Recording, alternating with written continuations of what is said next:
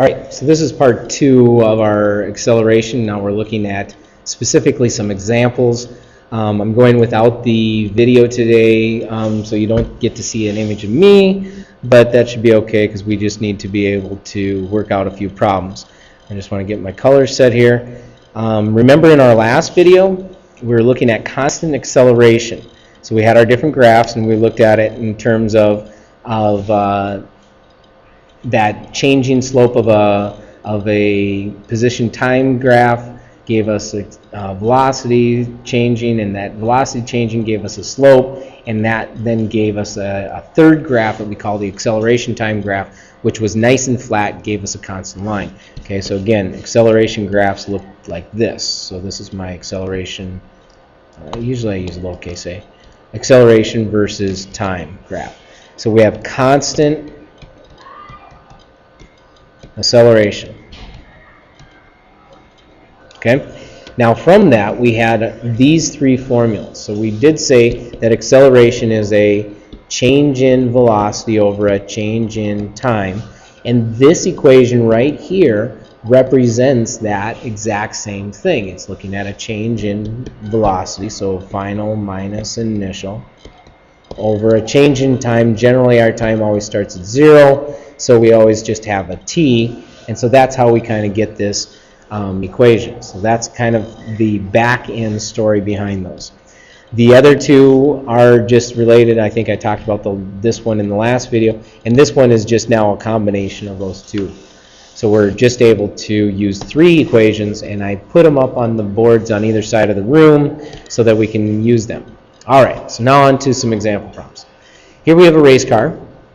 It has its velocity is going to increase, so we're going from 4 meters per second to 36 meters per second over 4-second time interval.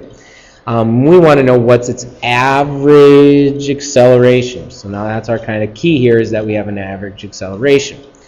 Average just means finding the slope between 2 points, okay, just like what we did with our average speed, okay? And so if I consider this to be V1 and this to be V2, and this to be kind of T2 and T1 would just be 0, that would give me my 2 points.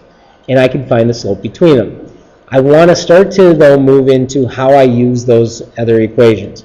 And so essentially I always have 5 items that I'm looking at. I'm always looking at initial velocity, a final velocity, an acceleration, a time, and a distance. Okay? And so I'm going to start doing a little bit of my problem solving where I always list out those 5 variables first. Now instead of calling this V1, this is really my initial velocity, and this is not V2. We'll call this V final velocity. So I started at 4 meters per second, and I went to 36 meters per second, and I did this all in a 4-second time interval. Now what we're looking for again is the acceleration, so I put a question mark by that one, and I don't even care about the distance. So now I have a situation where I have 4 of the things that I want to work with. I need to look at my board and say what equation works the best. And so from there, I pick an equation, and I'm going to pick the VF equals VI plus AT, which again is just that rewrite of the slope equation. Okay, it's just nothing more than a rewrite of my slope equation. My VF is 36. My VI is 4. My A is what I'm looking for, and my T is 4 seconds. So now I go through and I do my algebra. This is now where I do my algebra steps. I'm going to subtract 4, subtract 4. Okay, so I get 32 equals A times 4, divide by 4, divide by 4. A is now equal to 8. Okay, now this was in meters per second, this was in meters per second, this is in seconds. So I had meters per second, this is in meters per second, this is divided by the seconds, so now my seconds, I end up with meters per second, so that's meters per second squared. That's how I figure out my acceleration. Okay, so that's kind of the easy sit-down problem where I'm given a couple of those. And I have now a new problem, and let's read through this one. So now we have this car's coasting backwards downhill at a speed of this. So in other words, this is my initial speed, okay? When the engine gets started after 2 seconds, so this is my time, the car is moving uphill. Oh, wait a second. We had a downhill, we have an uphill, and now we have a new velocity. I'm going to draw a little picture because, again, I want to kind of get a good idea of what I'm looking at here. So here's my car, okay? And my car is coasting backwards, okay, downhill. So let's make this the positive direction, okay? So we'll define a positive direction as down the hill being positive. That means up the hill has to be negative, okay? So I have a negative value for that. So I got my VI, I got my VF, I got my T, or A, T, and D. These are the 5 things that I'm looking for. And my VI is 3 meters per second. My VF now, I'm going to make it a negative 4.5 because remember it went opposite. The A is the average acceleration. That's what I'm looking for. The T was 2.5 seconds. And I didn't care about the D. Okay? So I'm going to use that exact same equation, VF equals VI plus AT. And my VF is a negative 4.5 meters per second. My VI is a 3 meters per second. And my A is what I'm looking for. My T is 2.5 seconds. Okay? So again, now we're down to the algebra step. And so I'm going to subtract 3 meters per second from both sides. Meters per second. And we end up with a negative 7.5 meters per second. And the A times 2.5 seconds. I'm going to divide by 2.5, divide by 2.5.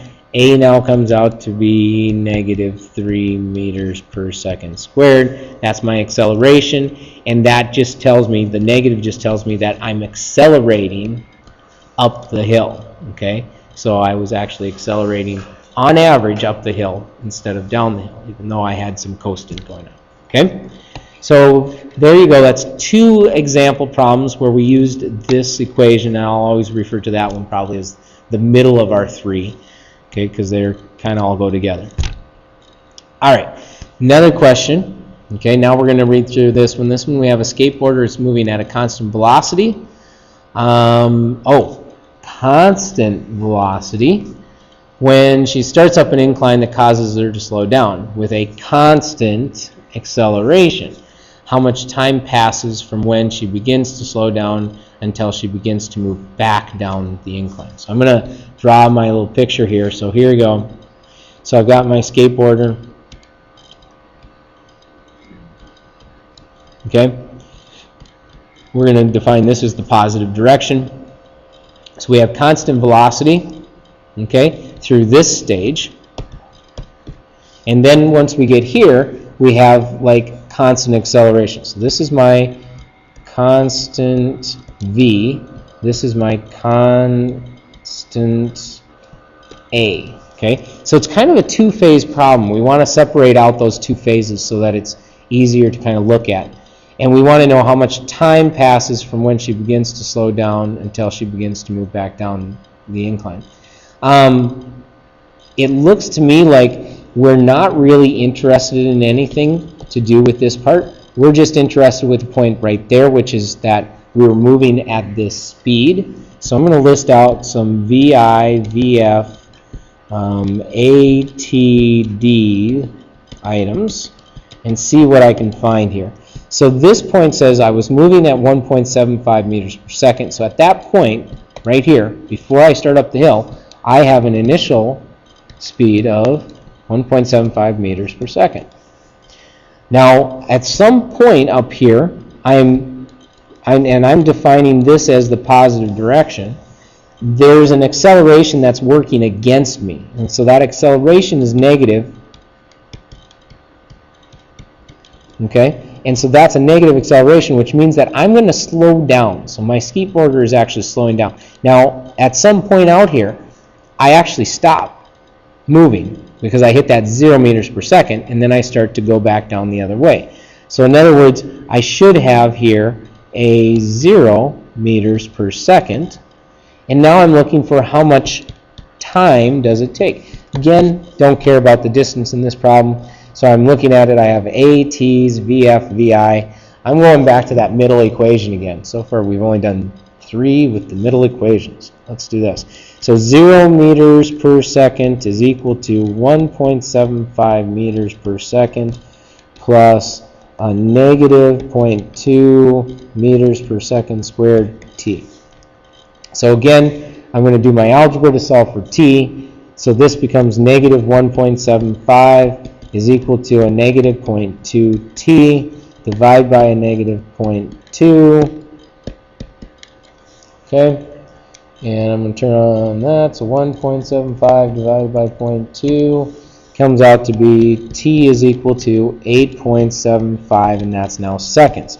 My negatives cancel, so I end up with a positive value for time, which is good because time should always be positive. Okay. Last problem I think I've got here is a bicycle rider at the top of a hill. So I've got a hill up here. We've got our bike rider. Oops. Our bike rider. Okay. Handlebars. Okay. Bike rider. Going down. You're going to coast down, so we have constant acceleration. I'm going to make this the positive direction. So now my acceleration, which is constant, is going to be 2 meters per second squared. When you get to the bottom of the hill, you're moving at, okay, so now I have a speed here. Let's see, I'm going to say that up here, it looks like I must have started at rest. So I have an initial speed of 0, and I have a final speed of 18. And you pedal to maintain that speed. If you continue this speed, so now I've got into this situation. So this is my constant A. This is my, oops, let's make that lowercase a. This is going to be my constant V. So I do have kind of 2 separate problems here. And you're going to maintain this speed for 1 minute. So I have a time of 60 seconds. How far? Oh, we're now looking for this in terms of d. So I'm going to do this as 2 parts. I got a VI, I got a VF, I got an A, a T, and a D. Okay? And I'm going to deal with these as 1 part to find out the distance that I went down the hill. And then I'm going to go over here, and now this is just a distance and a velocity and a time. Because this is constant velocity, I only need to have 3 items. Just a distance, a velocity, and a time. So now, from this part over here, I have 0, I have 2.0, and I have 18, and now I'm going to solve for d. I don't care about t. So I'm going to go to my third equation now. So my VF squared equals VI squared plus 2AD. And I'm going to put in 18 here, 0 here, 2, 2D. Okay? So we're looking at 18 squared, which comes out to be 324. We don't have to worry about that, but now we're going to divide by 4. So D is 81 meters. So I have a distance of 81 meters down the hill. And then I'm going to look at the second part of this, and the second part of this says that I have a speed of 18, and I have a time of 60, so I'm going to do my distance is equal to my velocity times time. So 18 times 60 is 1,080 meters. So I add those together to get my total distance of 1,160 or 1,161 meters. So that's my total distance. So again, I'm just about out of time, and hopefully you kind of understood this.